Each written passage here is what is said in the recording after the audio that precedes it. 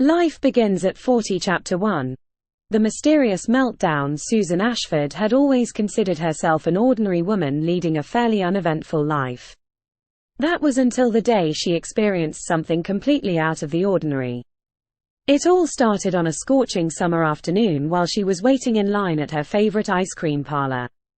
As the sun beat down relentlessly, Susan suddenly felt an intense heat surging through her body. Her face turned beet red, and she could feel sweat forming on her forehead.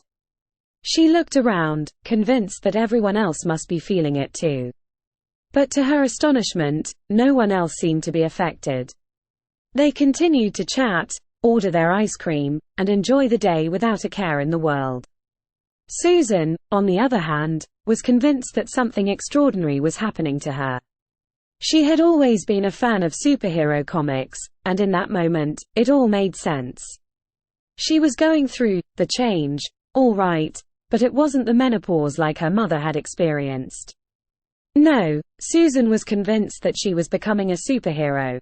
As she stood there, trying to cool herself down by flapping her arms like wings, she imagined herself soaring through the sky, rescuing people from burning buildings, and thwarting evil villains. The thought of having superpowers was exhilarating.